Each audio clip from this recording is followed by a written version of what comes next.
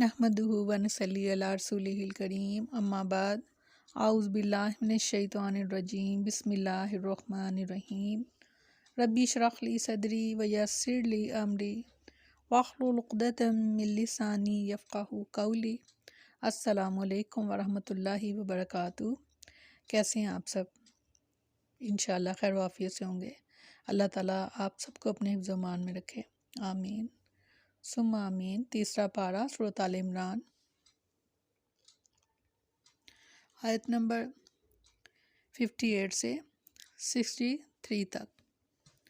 लफ्ज़ी तर्जमा, ज़ालिका ये, नतलूहु हम पढ़ते हैं, अलैका आप पर, मिनल आयाती आयात में से, व ज़िक्रिल हकीम और नसीहत पुर हिकमत।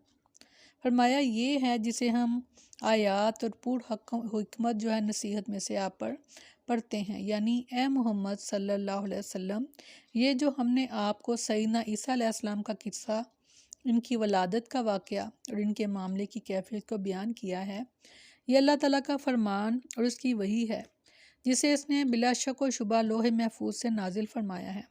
जैसा कि इरशाद फरमाया सूरत मरियम में, ये हैं ईसा इब्ने मरियम, हक़ की बात जिसमें ये शक करते हैं, कभी अल्लाह के लायक ना था कि वे नाउज़बिल्लाह कि वो कोई भी औलाद बनाए।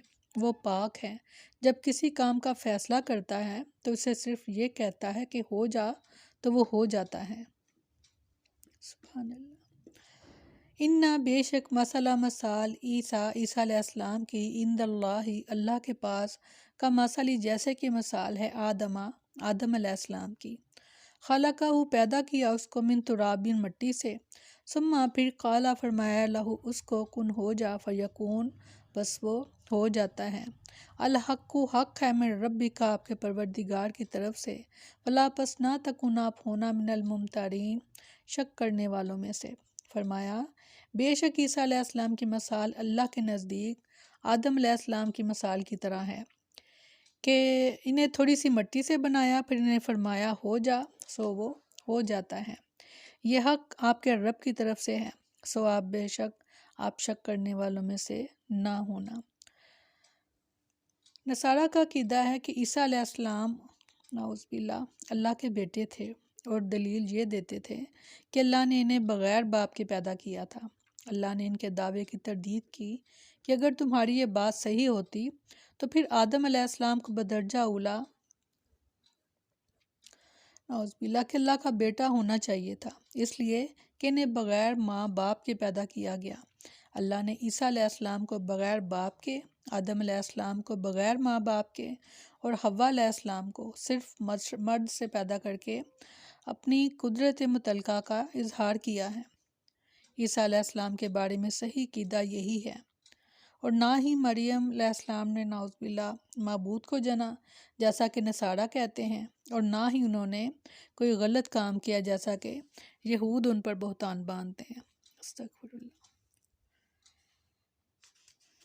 फमन पस जो हाजा का आपसे झगड़े फी ही इस बारे में, मिम बाद इसके बाद, माँ जा आका कि आगे आपके पास, मिनल इल्मी इल्म में से, फ़कुल पस आप कह दीजिए, ताआलौ तो आओ, नदऊ हम पुकारें, अबना अना अपने बेटों को, व अबना अकुम और तुम्हारे बेटों को, व निसा अना और अपनी औरतों को, व निसा अकुम और तुम्हारी औरतों को, व अनफुसना और हम खुद, व अनफुसकुम और तुम भी खुद, सुम्मा फिर नब्तहिल हम दुआ करें, फ़नजअल तो कर दे, लानतल्लाहि अल्लाह अपनी लानत अल काज़िबीन झूठों पर।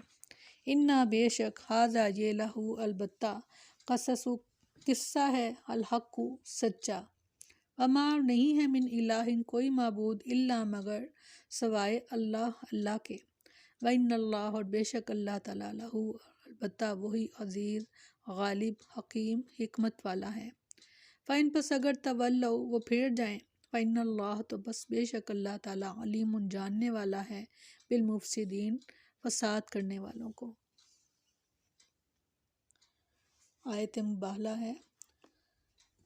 फरमाया फिर जो शख्स आपसे इसके बारे में झगड़ा करे कि इसके बाद कि आपके पास इल्म आ चुका, तो कह दीजिए कि आओ हम अपने बेटों और तुम्हारे बेटों को बुला लें, और अपनी औरतों और तुम्हारी औरतों को भी, اور اپنے آپ کو اور تمہیں بھی، پھر گر گرا کر دعا کریں، بس جھوٹوں پر اللہ کی لعنت بھیجیں۔ بلا شبہ یہ یقیناً یہی سچا بیان ہے، اور اللہ کے سوا کوئی بھی معبود نہیں، اور بلا شبہ اللہ یقیناً وہی سب پر غالب کمال حکمت والا ہے۔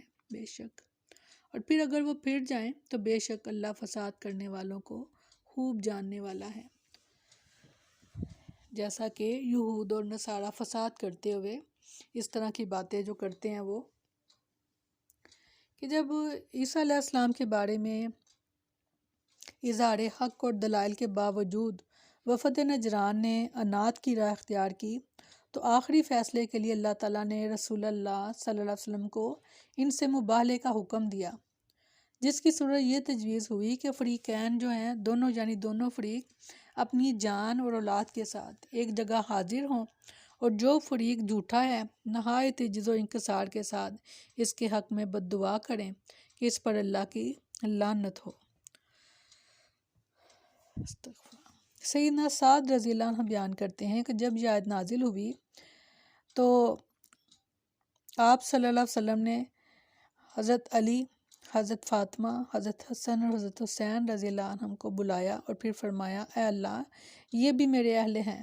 پھر مگر اہل نجران مباہلے سے ڈر گئے اور انہوں نے جزیہ دینا منظور کر لیا، جیسا کہ سیدنا حذیفہ رضی اللہ عنہ سے روایت ہے کہ نجران کے دو آدمی عاقب اور السید یہ رسول اللہ صلی اللہ علیہ وسلم کی خدمت میں حاضر ہوئے۔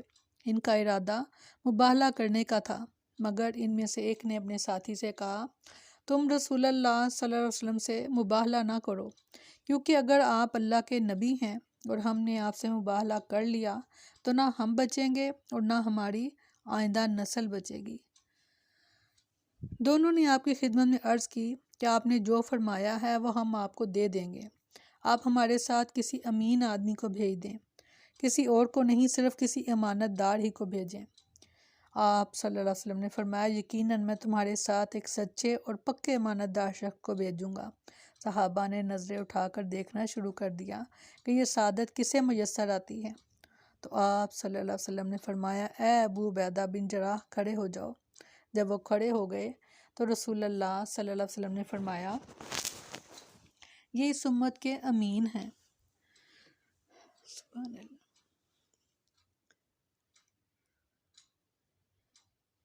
بہت خوبصورت آیات اور بہت اہم آیات، جس کا علم ہونا ہر مسلمان کے لیے، کیا ہر انسان کے لیے ضروری ہے، کیونکہ اگر ہمارے نزدیک کوئی بھی اہل کتاب ہے تو ہم اس کو دعوت دینے کے لیے، اللہ کی طرف تبلیغ کرنے کے لیے یہ صرف یہ آیات ہی ہم کھول کر بیان کر دیں تو میرا نہیں خیال کہ کوئی ان چیزوں کو نہ مانے، کیونکہ یہ اللہ کا کلام ہے اور یہ اللہ کی باتیں ہیں اور ان میں کوئی شک نہیں ہے، اور یہی فرمایا کہ یہ سچا قصہ ہے جو بیان کیا گیا ہے آپ صلی اللہ علیہ وسلم کو۔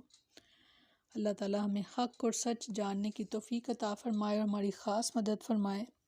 آمین ثم آمین۔ سبحانک اللہم و بحمدک، نشہد ان لا الہ الا انت، نستغفرک و نتوب الیک۔ سبحان ربک رب العزت عما یصفون وسلام علی المرسلین والحمد للہ رب العالمین۔ السلام علیکم ورحمۃ اللہ وبرکاتہ۔